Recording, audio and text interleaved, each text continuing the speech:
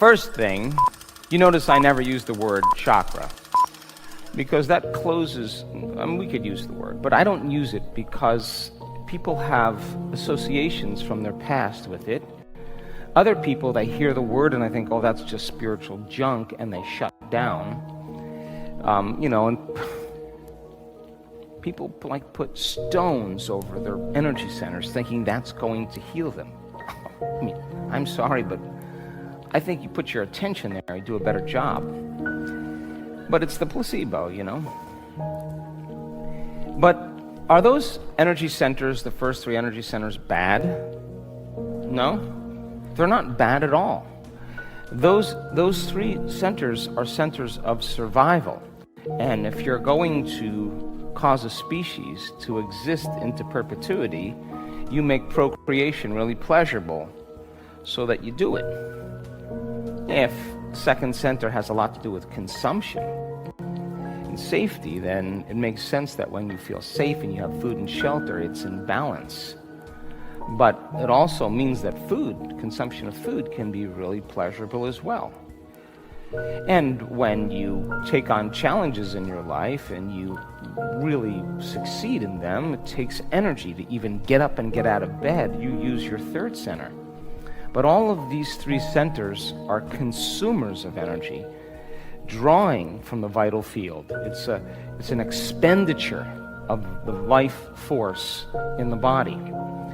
And these centers can easily be in balance because most organisms in nature, if you study species in nature, they have a respect for mating, the timing of mating. They have a way that they don't overconsume. They're in balance. They're not swinging from don't eat anything to then overeat.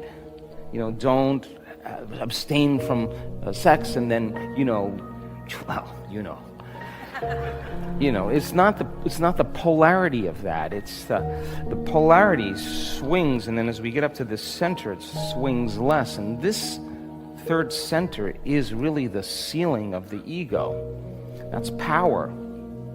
And Tolkien's books about, Lord of the Rings, the ring was power. And throwing the ring meant giving up power and for something greater. And it's love. That's the greater frequency. So each one of them have their own frequency. And all frequency carries information. Frequency, energy, has an intent.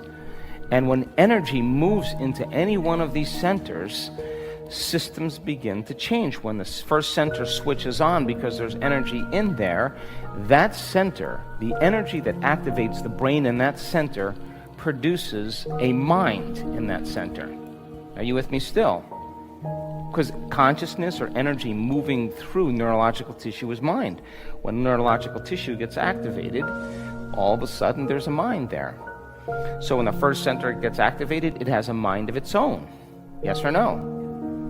And if the second center is activated, or the third center, or the fourth, when you're coming from different centers, there's a different consciousness or a different intent. And when energy makes it to the fourth center, though, now it's no longer the consumption, but there's the expansion of energy. This is the bridge that starts us to connect to our divinity. And connecting to that, putting your attention on it, not only creates heart coherence, but it produces a host of biological chemicals that are released, 1,400 different chemicals that begin to restore and repair the body. When you feel gratitude, when you feel love, when you feel freedom, this is a different frequency. When you care for another, this is where selflessness starts. This is all selfish. Now, can you activate this center? And when you activate this center, can you make love to somebody? Hello? Is that a yes? So now you're doing it in a giving way. The consciousness is different than just when it's from the first center. You understand? So then when you have two coming together as one, and there's true love, and it's done in that vein, in that way, that manner, then there's a beautiful exchange of energy, and there's a growth, or there's a summation of energy. It's not the opposite. So, as energy, an enormous amount of energy sits in the first center.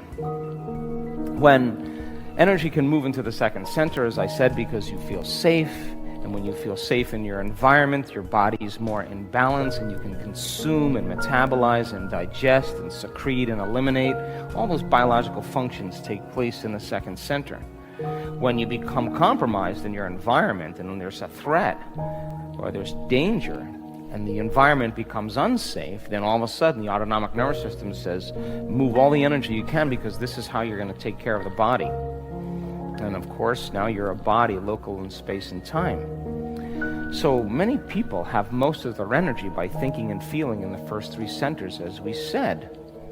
And the incoherence that's created in the brain, the emotions that are stored in the first three centers for years of unconsciously thinking and feeling the same way, is taking thought and storing as energy in one of these lower centers. So then, if you're living in the survival world, then it takes a lot to open your heart, because it goes against the survival gene. You don't want to open your heart in survival, because you would be prey. You would be vulnerable. You wouldn't even sit still, close your eyes, go within. All of that goes contrary to the act of really opening your heart. It's just not a good time to do that. And people focus on matter when they're in that state. And so doing this work and getting energy into your heart. When I was at the Heart Math Institute like 10 years ago, and we were looking at all the research together, I looked at all the research. And the heart, once the energy makes it to the heart acts as an amplifier. Once it makes it here, the energy goes all the way up, all the way to the brain, right to the thalamic gate, right into the brain, and the brain starts going into greater degrees of coherence. In fact, we have brain scans that hopefully we'll show you this week where people are in super coherence, really high level of coherence in their brain. Because as they start moving energy into their heart, the brain can take on more energy. The energy in the first center is rolled up energy. And when you do the breath and you squeeze, you begin to unravel that energy. You begin to unravel it. And when that energy unravels, all of that energy that's sitting there begins to, as it moves up, begins to get more and more intense, because it's passing through different frequencies. And when it reaches the brain, and the arousal of the sympathetic nervous system is ejaculating the life force that you use to make a child, instead of going out, now it's going up. And when it reaches the brain, that's a lot of energy, that's a lot of life force in the brain. And now the person goes into that super aroused state. And we just know that that person's so coherent, so orderly, that they're harmonics. They're frequencies that build on other frequencies. And that's exactly how the energy centers work. They're frequencies that build on frequencies. So as you're blessing your energy centers and resting your attention in different one of those spaces and the space around, not only are you creating coherence in here, but in addition to that, as you connect them, your act of becoming conscious and connecting and aligning and attuning and feeling it move is creating the very neurological networks to invite the experience to happen automatically, naturally. And as you begin to open this pathway, energy will begin to shift. And the blockage of energy you will feel as a sensation in your body. And you'll feel it as like a pit in your gut or a heavy heart. That's the body out of balance, and it's a feeling. So all of this incoherence, when it starts getting orderly, starts getting more coherent, begins to allow energy to build on the previous center, and build on the previous center, and build on the previous center. And when those centers are aligned and attuned, you have a very coherent, healthy body. And people who have done this work in blessing the energy centers, they're in this room. They've healed themselves of all kinds of crazy health conditions that the doctors had no solution for. People who have chronic bladder infections or prostate conditions or any condition in any one of these lower centers, ovarian tumors. The energy starts to move where there's balance in these centers, doing the breath and beginning to disturb that energy. as that energy begins to unwind, it just becomes pure energy that wants to go back from whence it came, to the brain as a thought. And so fear that's stored in the body can turn into freedom in 1 second. It's the movement of energy, and you will feel it.